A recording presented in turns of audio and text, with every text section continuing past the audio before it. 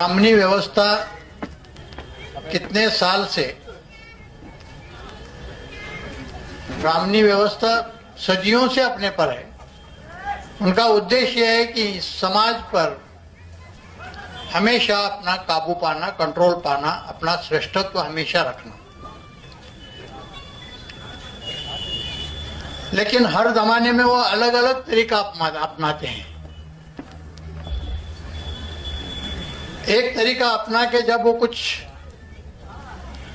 समाज को बिछड़ा करने की कोशिश करते हैं, अपने बहुजन समाज की समस्या ये है कि हम उनको जल्दी समझ नहीं पाते। कम से कम 10 से 20 साल तक हम उनके पीछे रहते हैं। आज भी अगर हम किसी पूछें कि भाई ये जो भी अपना बिछड़ापन है बहुजन समाज का, उसके लिए ब्राह्मण या ब्राह्मण व्यवस्था कारणीभूत है, तो बोलते हैं नहीं नहीं, आज के ज़माने में तो इतना टेक्नोलॉजी है, साइंस है, मीडिया का तो हर रोज मीडिया में हम हर चीज़ देखते हैं, तो आज उनको मुश्किल है कि हमें गुमराह बनाना। लेकिन सच तो यही है कि ये जो टेक्नोलॉजी, ये जो साइंस, ये जो मीडिया में जो एडवांसमेंट हुआ है, उसका सबसे ज़्यादा वही फायदा ले रहे हैं। और पहले जितना गुमराह करते थे उससे ज्यादा आज गुमराह कर रहे हैं।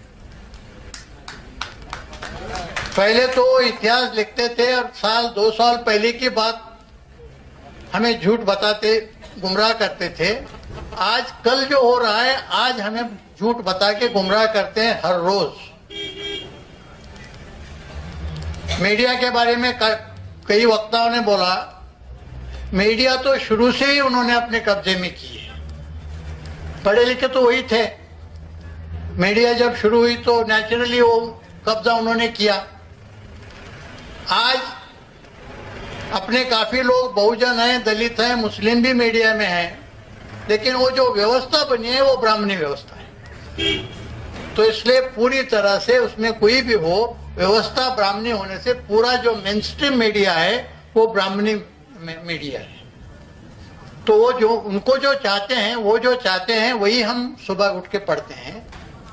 तो पूरे अपने समाज पर, समाज के दिमाग पर ब्राह्मणों का कंट्रोल मीडिया के थ्रू है। हम इतने कितने भी सेमिनार करें, कितने भी मीटिंग्स करें, कितनी भी किताबें लिखें, जैसे कि कुछ वक्ताओं ने बताया कि अपने लोग किताबें नहीं पढ़ते। ये सच है कि लोग किताब नहीं पढ़ते, लेकिन न्यूज़पेपर तो हर रोज पढ़ते हैं। और न्यूज़पेपर में जो हेडिंग आता है, हेडलाइन आती है, उस पर अपना ओपिनियन बनाते हैं। ब्राह्मणों ने 2 चीजों पर बहुत अच्छी तरह से कब्जा किया है। एक है मीडिया और दूसरा है आईबी, जो कि अभी राम जी ने बताया कि आईबी ने पूरा गवर्नमेंट पर कब्जा किया है। तो आईबी ने गवर्नमेंट के दिमाग पर कब्जा किया है, मीडिया ने पूरे आवाम के दिमाग पर कब्जा किया है, और दोनों भी ब्राह्मणी व्यवस्था है। तो इन शॉर्ट आज भी ब्राह्मणों ने अपने दिमाग पर कब्जा किया है, हम आज भी उनके गुलाम हैं। मेरे किताब में मैंने बताया आपको, मैंने बहुत सारी चीजें बताई हैं, बहुत सारे पहलू हैं। गुरनाम सिंह जी ने बताया कि उन्होंने पहला रिव्यू लिखा था।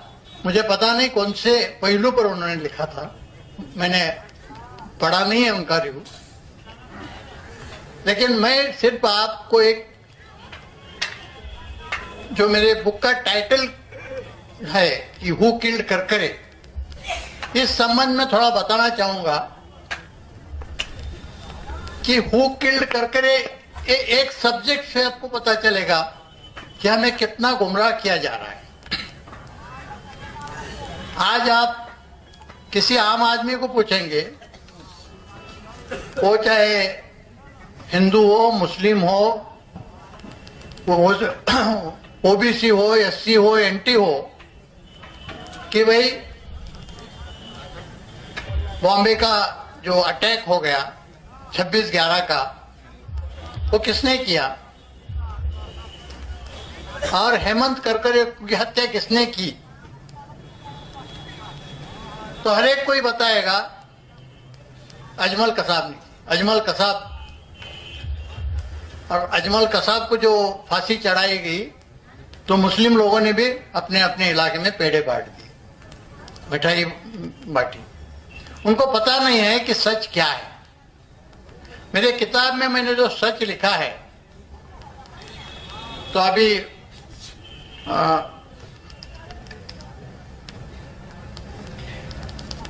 सुभाष चंद्र राम सिंह जी जो बताया कि वो किताब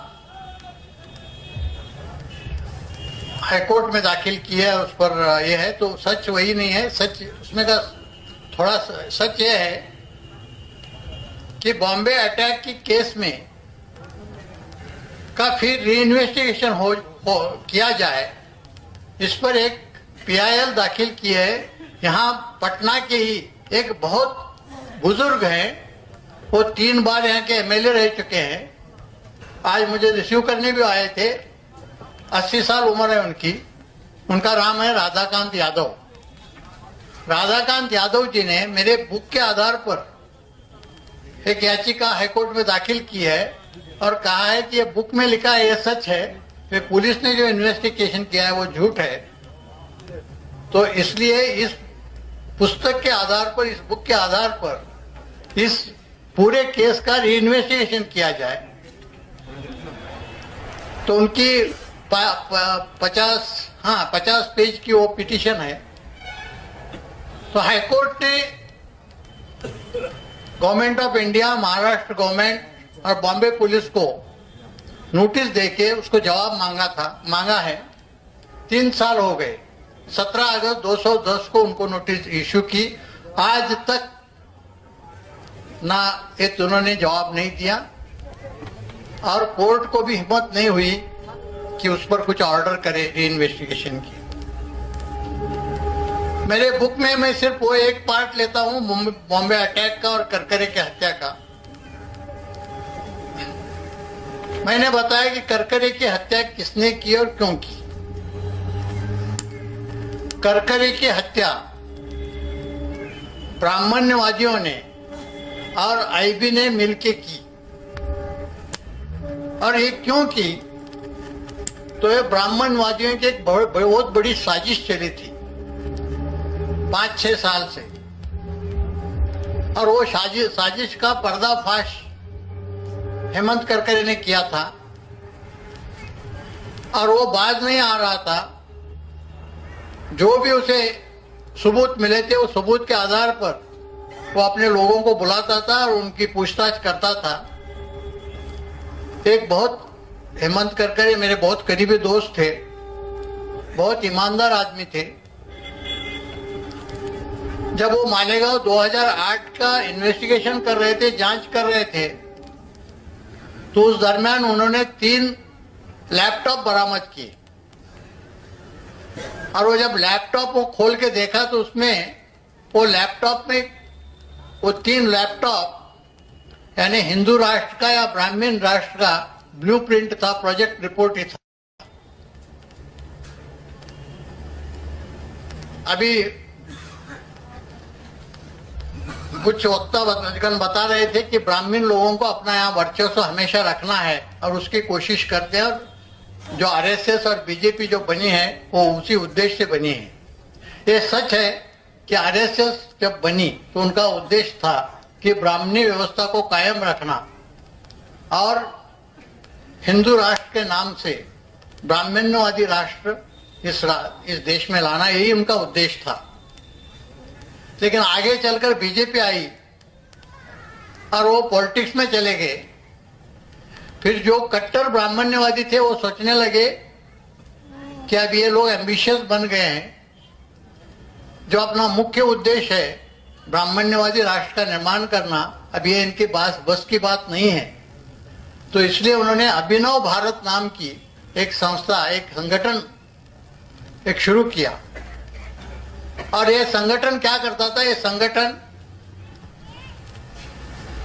इस देश के प्रमुख शहरों में जाके वहां के जो कट्टर ब्राह्मण्यवादी थे उनकी मीटिंग्स लेते थे, और वो मीटिंग्स में उनका डिस्कशन होता था कि हमें अगर अपने ओरिजिनल एजेंडा के मुताबिक अगर ब्राह्मण राष्ट्र या हिंदू राष्ट्र यहाँ स्थापित करना है तो हमें क्या करना पड़ेगा। तो इसलिए उन्होंने इस्राइल से डिस्कशन शुरू किया था, इसलिए उन्होंने नेपाल से भी उनका बातचीत चली थी, और नागा में जो बंडखोर थे उनसे भी उनकी बातचीत चली थी, और उनके में एक तय हुआ। और जो कर्नल पुरोहित थे, कर्नल पुरोहित आर्मी इंटेलिजेंस में थे, उनको काफी पैमाने पर आरडीएक्स मिलता था, तो आरडीएक्स वहां से ले आते और ये जो अभिनव भारत के लोगों को बम धमाका करने के लिए वो दे देते, और वो फिर एक पैटर्न ऐसा बना कि ये उनको बम धमाके के लिए आरडीएक्स देते थे, अभिनव भारत के लोग बम धमाका करते थे। दूसरे दिन आईबी अलग अलग मुस्लिम संगठनों के नाम से उसे पब्लिसिटी देती थी, और जो मीडिया, जो ब्राह्मण्यवादी पूरी मीडिया है, उसे बहुत ज्यादा पब्लिसिटी देती थी। ये सिलसिला कई दिन तक चला रहा। जब हेमंत करकरे ने ये 3 लैपटॉप हासिल किए, बरामद किए, तो उसमें उनके जो भी मीटिंग थे वो एक गलती किए थे जो ब्राह्मणों ने हजारों सालों में नहीं गलती की, वो गलती उन्होंने इस बार की थी। वो गलती ये थी कि जो भी उनके मीटिंग होते थे उसके वो वीडियो या ऑडियो रिकॉर्डिंग करके वो रिकॉर्डिंग वो अपने लैपटॉप में रखते थे। तो ऐसे 24 मीटिंग के रिकॉर्डिंग ये 3 लैपटॉप में थे। हेमंत करकरे क्या करते थे, हेमंत करकरे एक एक मीटिंग का जो ट्रांसक्रिप्ट है वो देखते थे, जिनके जिनकी शक्ल, जो भी बड़े बड़े नेता थे, पॉलिटिकल लीडर्स भी थे, रिलीजियस लीडर्स भी थे, बड़े बिल्डर्स और डायमंड मर्चेंट्स, ऐसे बड़े लोग भी उसमें थे। इंडिया के जितने इंपॉर्टेंट ब्राह्मणिस्ट लीडर हैं वो सबकी शक्लें उसमें थी। हेमंत करकरे एक क्लिप देखते थे और उसमें जिनके नाम थे उनको बुला के उनकी पूछताछ शुरू करते थे, इंट्रोगेशन शुरू करते थे। उन्होंने एक क्लिप देखी, दूसरी क्लिप देखी, तीसरी क्लिप देखी, ये सब लोग घबरा गए। और उसमें इतने खतरनाक इंफॉर्मेशन थी। उनका उद्देश्य भी स्पष्ट था। उनका उद्देश्य स्पष्ट था। एक ही मीटिंग का, अगर आप वक्त होगा मुझे वक्त देंगे, तो एक मीटिंग का मैं कुछ बौरा है, 3 मीटिंग का उन्होंने ट्रांसक्रिप्ट किया। बाकी मीटिंग का करने के पहले उनको मारा गया। 24 मीटिंग का उसमें बौरा था। 3 मीटिंग का ट्रांसक्रिप्ट करके वो इंक्वायरी कर रहे थे, तब तक बॉम्बे अटैक हो गया और उनको मारा गया। तो उसमें कि 2008 जनवरी में फरीदाबाद में जो मीटिंग हो गई, तो उसका जो ट्रांसक्रिप्ट था वो उन्होंने मालेगांव जो इन्वेस्टिगेशन हुआ उसके चार्जशीट के साथ जोड़ के रखा था, लेकिन वो चार्जशीट कोर्ट में जाने के पहले ही उनको मारा गया। फिर भी सबको पता था कि इन्होंने वो जो ट्रांसक्रिप्ट है, जो बौरा है, उसे जोड़ा है। तो उनके हत्या के बाद भी वो चार्जशीट के साथ वो जो ट्रांसक्रिप्ट है वो चला गया, और आज भी वो ट्रांसक्रिप्ट कोर्ट में मौजूद है और ये पब्लिक डॉक्यूमेंट है, ऐसा कुछ कॉन्फिडेंशियल नहीं है। तो उसमें की इंपॉर्टेंट पॉइंट मैं बताता हूं। एक मीटिंग का है, ऐसे 24 मीटिंग हुई थी।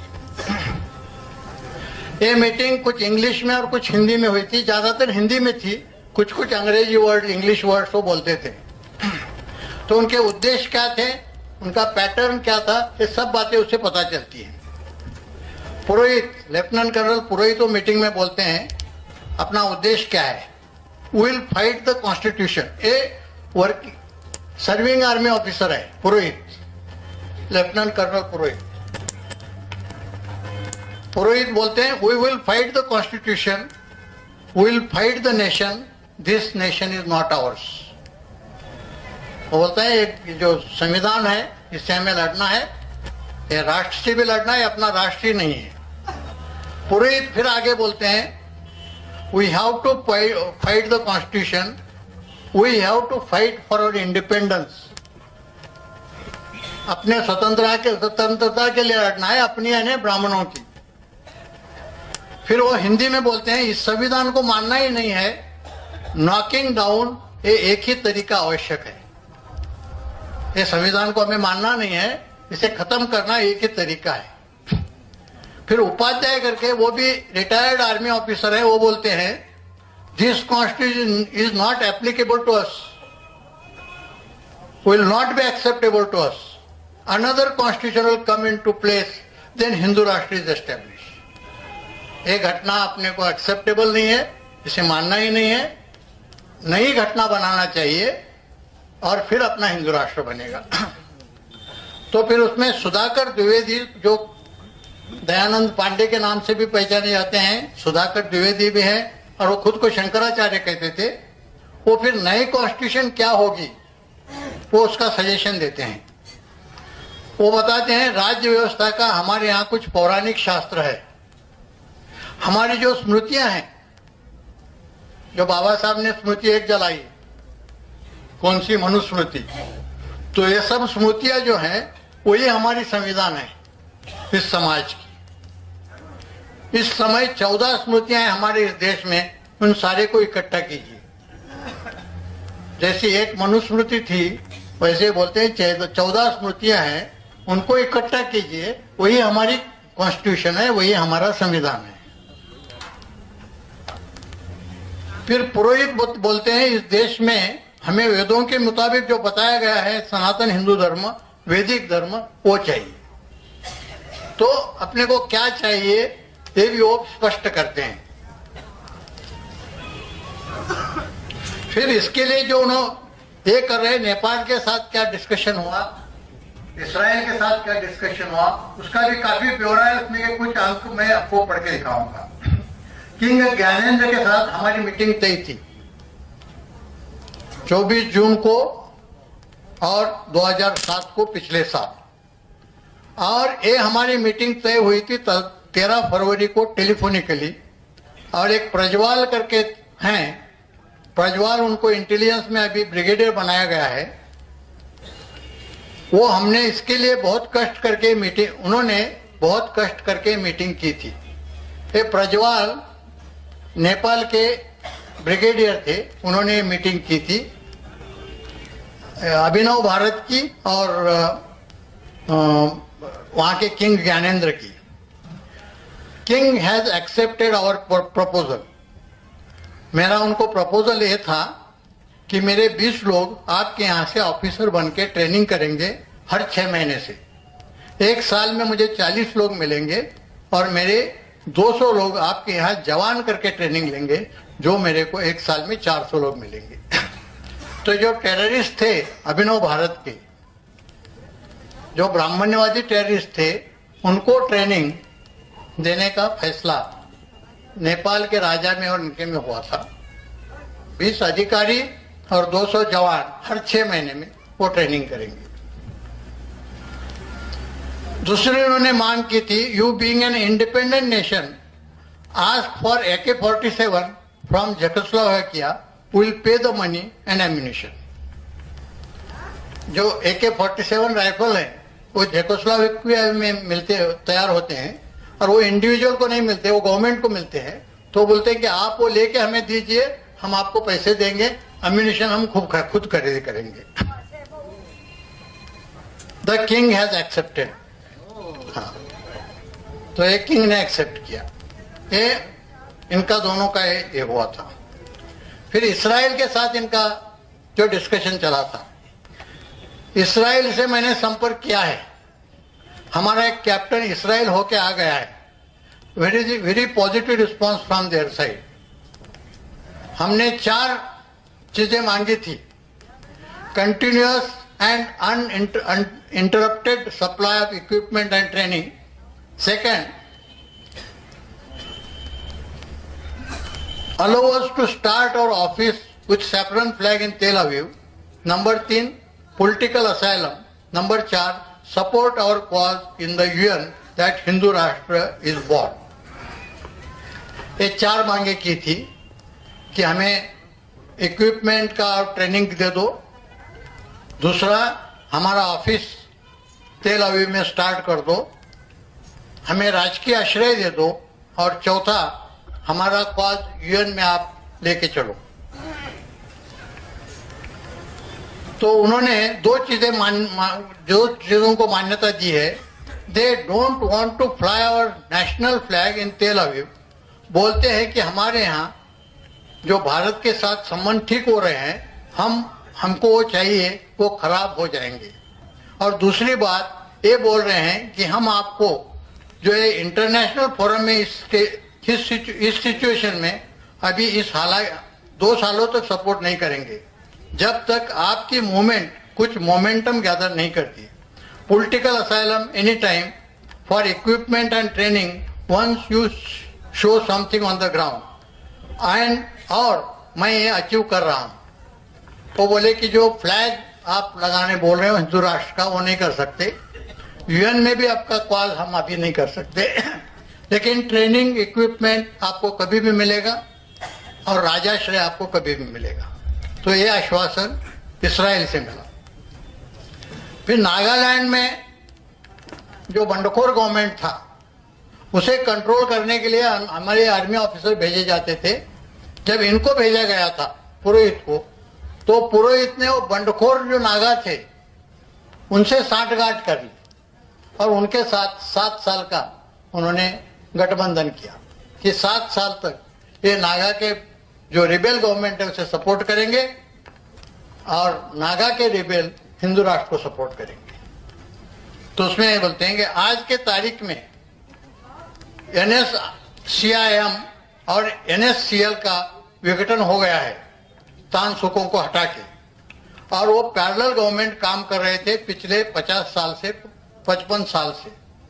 NSCL का डिफेंस मिनिस्टर जो है, जब मैं नागालैंड में था स्वामी जी 1993 में, तो उस टाइम उसके ऊपर ज्यादा प्रभाव था NSCL का, तो उनको मैंने सेव किया था। उस टाइम जो डिफेंस मिनिस्टर थे उनका नाम था खेतोसी सेमा। खेतोसी सेमा को मैंने अपने जीप से बाहर निकाला था क्योंकि उनका वहां पे जिंदा रहना मेरे लिए आवश्यक था। ये व्यक्ति के साथ हमने पुनर्स्थापित संबंध किए हैं स्वामी जी, और रायकर जी के वजह से ये फैक्शन जो आज मिनिस्टर ऑफ डिफेंस ने ये मान लिया है कि अगले 7 साल के लिए उसे संधि करके रखेंगे और उनको हम तकलीफ नहीं देंगे, और इस साल 7 का अनकंडीशनल सपोर्ट हमने एक्सेप्ट कर लिया है। तो ये नागा जो रिबेल्स थे उनके साथ उनका संगठन हुआ था। तो ये बातें ये सब कर रहे थे। ये मैं एक इसलिए बता रहा हूं कि इसमें कितनी इंपॉर्टेंट चीजें थी। फिर जो ये बातें हैं 2008 की, 2005 से 2008 तक जो भी बम धमाके होते थे और मुस्लिमों पर उसका ब्लेम लगाया जाता था, तो वो बम धमाके कोई मुस्लिम या कोई बाहर के आगे नहीं करते थे, खुद ही करते थे। ये भी उन्होंने इसमें मान लिया है। उपाध्याय, मेजर उपाध्याय बोलते हैं, जैसे हैदराबाद के मस्जिद में हुआ था और जगह लोगों ने किया, तो यह कोई ISI वाला आके नहीं कर रहा था। इस दौरान में अपना ही कोई आदमी था। मैं अपनी जानकारी के तौर पर यह कह सकता हूं कि ये व्यक्ति कौन था। वो था या नहीं ये मैं नहीं जानता, वह कर्नल बताएंगे। लेकिन मुझे ऐसा लगता है कि कर्तव्य के लिए तो ये करना जरूरी है। एग्जाम्पल देना तो ठीक सही नहीं है, लेकिन खालिस्तान मूवमेंट नरम पड़ने का एक कारण यह भी है कि इंदिरा गांधी के मरने के बाद लोगों का या हिंदुओं का गुस्सा था वो इतना फूटा कि लोगों ने सिखों को पकड़ पकड़ के पीटा। इनको बताने का यह है कि भाई ये जो भी कुछ बम ब्लास्ट हो रहे हैं अपने लोग कर रहे हैं। मुझे पता नहीं कि ये कौन लोग कर रहे हैं, कि किसी ने कौन सा बम ब्लास्ट किया है, लेकिन ये कर्नल बताएंगे, बिकॉज ये कर्नल ये सब मैनेज करते थे। लेकिन बोलता है कि ये करना जरूरी इसलिए है कि जैसा इंदिरा गांधी के हत्या के बाद हिंदुओं का गुस्सा इतना फूटा कि उन्होंने सिखों को पकड़ पकड़ के पीटा, तो उसी तरह मुस्लिम के खिलाफ ऐसा एटमॉस्फेयर करना है, ऐसे हालात पैदा करने हैं कि उनको भी इसी तरह से पीटा जाए और एक बार ऐसा अराजक आ जाए तो हमें टेक ओवर करना आसान पड़े। तो एक ये है, आगे वो ये बताते हैं कि इसके बीच में जो भी आएगा उसे मार दिया जाएगा। पुरोहित बोलते हैं जो व्यक्ति इस पूरे की बाधा डालेगा उसको सिर्फ निष्कासित नहीं किया जाएगा, उसको उड़ा दिया जाएगा, ही शुड बी किल्ड। तो ये इनका जनवरी 2008 का है। जो करकरी की हत्या हुई वो इसी पॉलिसी, उसके पहले का ये पॉलिसी डिसीजन है उनका। तो मैं इसलिए बताया था, पढ़ के दिखाया कि भाई एक मीटिंग का में इतने अपनी कोई इंफॉर्मेशन है, ऐसे 24 मीटिंग हुए थे। बाकी मीटिंग के जो क्लिप्स थे कहां गए आज तक पता नहीं है।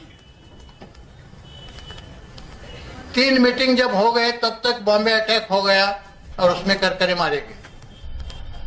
ये बात कब की है? ये नवंबर पहले 2 वीक्स यानी अक्टूबर एंड और नवंबर की पहले 2 वीक्स 2008 के, इसमें ये सब इन्वेस्टिगेशन चला था। लेकिन जब करकरे नहीं मान रहे थे, जब करकरे को हर तरह का प्रेशर लाया फिर भी वो नहीं मानते थे, तो फिर आईबी ने और अभिनव भारत के जो कुछ कट्टर ब्राह्मण्यवादी लोग हैं उन्होंने फैसला किया कि अभी इसमें एक ही रास्ता है कि करकरे को उड़ा दिया जाए। जब ये सोच रहे थे तभी 18 नवंबर को अमेरिका की एक इंटेलिजेंस एजेंसी ने अपनी जो फॉरेन इंटेलिजेंस एजेंसी है रॉ, उसको इंफॉर्मेशन दे दी कि एलईटी की एक बोट, एलईटी के कुछ अतिरेकी बॉम्बे के कुछ होटल्स पर अटैक करने के लिए निकल चुके हैं और 4-5 दिन में वो पहुंच जाएंगे। इसका कारण यह था कि सितंबर 2008 में कराची के मेरियट होटल पर बम ब्लास्ट हुआ था और एलईटी को और पाकिस्तान के आईएसआई को शक था कि यह बम ब्लास्ट अपने भारत ने करवाया, तो उसका बदला लेने के लिए ये वहां से निकल चुके थे। और ये पक्की इंफॉर्मेशन थी कि 18 तारीख को वहां से निकल चुके। तो जो इंफॉर्मेशन देते समय उन्होंने सिर्फ सिंपल ऐसी वेग इंफॉर्मेशन नहीं दी, उन्होंने उसके अक्षांश और अकाउंट भी बताए, लॉन्गिट्यूड और लैटिट्यूड, कि इस वक्त बोट इस लॉन्गिट्यूड और लैटिट्यूड पे है और कराची से 29 किलोमीटर जा चुकी है और 5 दिन में वो पहुंच जाएगी और बॉम्बे के होटल्स पर अटैक करेगी। ये जो इंफॉर्मेशन है, ये इंफॉर्मेशन रॉ ने, रॉ का जो रॉ इंटेलिजेंस एजेंसी है, खुफिया एजेंसी है, लेकिन उनका काम इंटरनेशनल आउटसाइड द कंट्री है। तो उन्होंने बताया ये तो इंटरनल मामला है, ये हमारा सब्जेक्ट नहीं है। तो उन्होंने दूसरे दिन यानी 19 तारीख को ये इंफॉर्मेशन आईबी को दे दी। आईबी जो इंटरनल सिक्योरिटी के लिए रिस्पॉन्सिबल है, लेकिन रॉ को ये पता नहीं था। रॉ में भी ब्राह्मण एलिमेंट्स काफी हैं, लेकिन रॉ को ब्राह्मणों ने पूरी तरह कब्जा नहीं किया है रॉ का, कि जितना आईबी में किया है। उन्होंने आईबी को बताया कि भाई ये बोट निकल चुकी है और 5-6 दिन में बॉम्बे के कुछ होटल्स पर अटैक करने वाली है, तो आप जो भी है वो उसका इंतजाम कीजिए। लेकिन रॉ को कुछ शक आया कि भाई ये जो आईबी है इनका कुछ इरादा नेक नहीं लग रहे, तो इसलिए रॉ ने क्या किया, रॉ के पास रॉ ने एलईटी पर कुछ सिम कार्ड जो रहते हैं, सिम कार्ड, वो सिम कार्ड प्लांट किए थे, 32 सिम कार्ड्स। तो उन्होंने वो 32 सिम कार्ड्स के नंबर भी आईबी को दे दिए कि भाई ये 32 सिम कार्ड हमने प्लांट किए हैं, तो अभी ये जो निकल चुके हैं अटैक करने के लिए, तो इसमें के कुछ ना कुछ जो यूज करेंगे, अगर आप उनको सर्वेलेंस पे रखेंगे, उनको टैप करेंगे, तो आपको उनको मिनट टू मिनट उनको इन्फॉर्मेशन आपको मिल जाएगी और उनको आप पकड़ने में कामयाब होंगे। आईबी ने दोनों भी बातें नहीं की। आईबी ने इन्फॉर्मेशन मुंबई पुलिस को भी नहीं बताई, आईबी ने इन्फॉर्मेशन वेस्टर्न नेवल कमांड को भी नहीं बताई। अपनी वेस्टर्न नेवल कमांड इतनी काबिल कमांड है कि अगर उसे पता चलता तो 1 मिनट में वो बोट को उड़ा देते थे। अगर बॉम्बे पुलिस को पता चलता तो बॉम्बे पुलिस से वैसा ही पकड़ के उठा के ला सकते थे, क्योंकि उसमें बहुत छोटी बोट थी और उसमें सिर्फ 8-10 लोग थे। ये नहीं बताते हुए उन्होंने ये बात बताई अभिनव भारत को और उनको बोला कि भाई ये जब लोग अटैक करने आएंगे 5-6 दिन का अभी वक्त है तो तुम तैयारी करने लगो, और जब इधर होटल पर अटैक करेंगे तो आप पैरेलल अटैक अंदर के बाजू में कर लो, वहां हम करकरे को भेज देंगे और उसे उड़ा डालो। उनको तो मिनट टू मिनट इंफॉर्मेशन मिलती थी। जो 32 सिम कार्ड दिए थे उसमें के 3 सिम कार्ड वो एक्चुअल यूज कर रहे थे आते समय, जो एलईटी के अतिरेकी थे। तो इनको ये इंफॉर्मेशन मिलती गई और इन्होंने वो इंफॉर्मेशन सिर्फ अभिनव भारत को दे दी और अभिनव भारत के लोगों ने पैरेलल अटैक किया, उसको सिंक्रोनाइज किया और दुनिया को ये बताया कि ये अटैक और वो अटैक दोनों ने भी एलईटी ने किए हैं। और उसमें जो एनकाउंटर हो गया वो एनकाउंटर भी तीसरा फर्जी एनकाउंटर था, उसका और ये अटैक वालों का कुछ भी संबंध नहीं है। तो आप मुझे बताएंगे कि भाई ये इतनी सब इंफॉर्मेशन आपको कहीं से मिली? तो ये भी बहुत इंटरेस्टिंग बात है, आपको समझना जरूरी है। जब ये अटैक हुआ तो दिल्ली में हलचल मच गई। रॉ के लोग बोलने लगे कि भाई इतनी पक्की इंफॉर्मेशन, जिसे हॉट इंफॉर्मेशन बोलते हैं, जिसे स्पेसिफिक इंफॉर्मेशन बोलते हैं, इतनी स्पेसिफिक इंफॉर्मेशन देने के बावजूद और उनके टेलीफोन नंबर देने के बावजूद ये अटैक हुआ कैसे? तो ये हलचल मचते ही उस वक्त शिवराज पाटिल गृह मंत्री थे, अपने होम मिनिस्टर, उन्होंने झट से इंक्वायरी ऑर्डर की। उसका आईबी को पता ही नहीं चला और जो इंक्वायरी ऑफिसर था वो भी कोई ईमानदार इंक्वायरी ऑफिसर होगा, उसने बहुत ऑनेस्टली और ईमानदारी से इंक्वायरी की। 15 दिन में इंक्वायरी का रिपोर्ट दिया और इंक्वायरी के रिपोर्ट में पूरी बातें आ गई कि भाई 18 तारीख को मिली थी, 19 तारीख को समझाई गई, 21 तारीख को उनको टेलीफोन के नंबर दिए गए और इन्होंने बॉम्बे पुलिस को भी नहीं समझाया और वेस्टर्न नेवल कमांड को भी नहीं समझाया। सिर्फ कोस्ट गार्ड ने बहुत छोटा यूनिट है, रिकॉर्ड के लिए कोस्ट गार्ड को समझाया था। कोस्ट गार्ड को इंफॉर्मेशन ऐसी इतनी इंपॉर्टेंट चीज की देना है, अपने यहाँ अगर डेकॉइटी हो गई तो होमगार्ड को समझाने जैसा है। फिर भी वहां एक नीलकंठ, क्या तो भी नाम भूल गया, महाराष्ट्रीयन ही नाम है, वहां जो ऑफिसर था वो इतना ईमानदार था कि उसने रात दिन वहां देखा कि वो बोट नहीं आई। तो जो आईबी का ऑफिसर था प्रभाकर आलोक, कि जिसने वो इंफॉर्मेशन दी थी, उसे उसने पूछा कि वो बोट तो मुझे नहीं मिल रही, मैंने पूरी जांच की है मेरे एरिया में, तो मुझे अपडेट दे दो वो बोट का, अभी बोट कहाँ है। उसे शक आया कि ये कुछ मुझे सच नहीं बोलेगा, तो इसने सिर्फ टेलीफोन से नहीं तो राइटिंग में भी उसे समझा दिया कि मुझे बोट का अपडेट दे दो कि मुझे बोट नहीं मिल रही, मैं यहाँ तैयारी में हूं। तो जो प्रभाकर आलोक था, प्रभाकर आलोक ने आखिर तक उसे वो इंफॉर्मेशन नहीं दी, वो भी वो इंक्वायरी में आया है।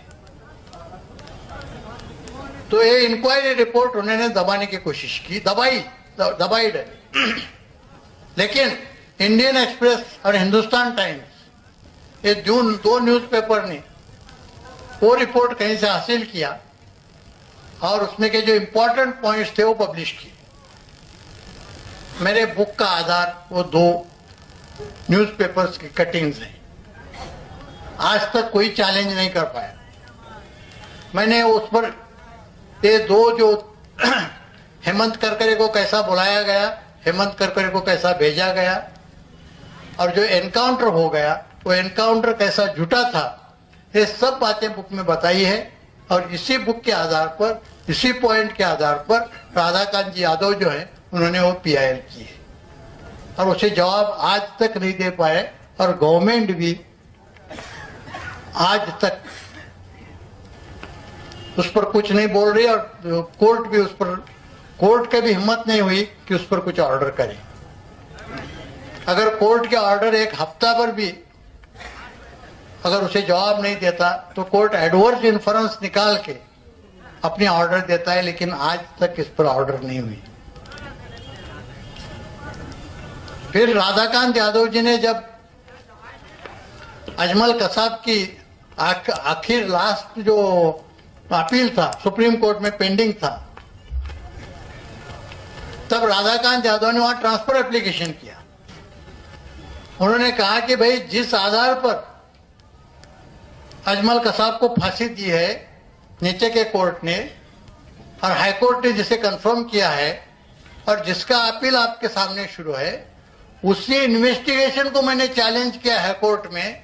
हाई कोर्ट ने उसका सीरियस कॉग्निजेंस लिया है, गवर्नमेंट को नोटिस जारी की है, गवर्नमेंट ने आज तक जवाब नहीं दिया और उसी इन्वेस्टिगेशन के आधार पर आप ऊपर अपील डिसाइड करने जा रहे हो। तो अभी मैं ट्रांसफर एप्लीकेशन कर रहा हूं, आप एक तो मेरा PIL इधर ट्रांसफर कीजिए और वो जो अपील है वो अपील के साथ उसकी सुनवाई कीजिए, या आप रुकिए, PIL का डिसीजन होने दो, फिर आप अपील की सुनवाई कीजिए। सुप्रीम कोर्ट ने बहुत इंटरेस्टिंग उसमें स्टेप ली। मैं जिस भी कोर्ट को या किसी जज को बोलता हूं तो बोलते हैं ऐसा तो हो ही नहीं सकता। मैं बोला हो गया। सुप्रीम कोर्ट ने क्या किया, राधाकांत जी यादव का जो ट्रांसफर पिटीशन था वो अपील को जोड़ दिया और उसकी सुनवाई नहीं की। और अजमल कसाब का अपील डिसमिस करते समय एक ही लाइन लिखी कि in view of this judgment the transfer petition is dismiss. अरे जो ट्रांसफर पिटीशन तुमने इधर लाया ही नहीं, बुलाया भी नहीं, उसकी सुनवाई नहीं की और कैसे डिसमिस किया? तो ये बहुत सीरियस उनका लैप्स है। मैंने बुक में रिपीटेडली कहा है कि ये करकरी की हत्या, ये ब्राह्मण जो ब्राह्मण्यवादी हैं उन संगठनों ने और IB ने मिलकर किया है। आज भी सुप्रीम कोर्ट का जजमेंट होने के बाद भी हर लेक्चर में मैं कह रहा हूं कि मैं जो कहता हूं वो सच है, लेकिन ना तो मेरे कोई किताब पर कोई बैन लाता है ना मुझ पर कोई एक्शन लेता है। अगर ये दोनों भी नहीं कर सकते, यानी इसमें की कौन सी भी बात करेंगे तो सब पूरा सच सामने आ जाएगा। तो करकरे को इसलिए उन्होंने मारा कि अगर करकरे को नहीं मारते तो ये ब्राह्मण्यवादी संगठनों का जो भी साजिश चली थी एंटी नेशनल, जिन्हें हम जो खुद को राष्ट्रभक्त कहते हैं वो एक नंबर के राष्ट्रद्रोही हैं, देशद्रोही हैं, ये उसमें साबित होता था। और ये अटैक करने के लिए जो भी 200 लोग मारे गए उसके लिए सबसे ज्यादा IB जिम्मेदार है। IB ये देश की सबसे बड़ी या सबसे अहम बोलो, सबसे इंपॉर्टेंट खुफिया एजेंसी है। राजीव गांधी ने तो बोला था कि IB is the first line of our defence. अगर ये फर्स्ट लाइन ऑफ डिफेंस इतनी देशद्रोही है, वो अतिरेकों को अंदर आने देती है और इतनी हत्या करने के लिए कारणीभूत है, तो ये कैसी एजेंसी है? तो ये पूरी तरह से IB ने अपने को कंट्रोल करके रखा है। IB आज लोग बोलते हैं कि RSS है, BJP है, ब्राह्मणवादी संगठन है। मैं तो उनको नहीं समझता। आज ब्राह्मणवादियों का प्रतिनिधित्व और नेतृत्व कौन करती होगी? तो आज IB करती है।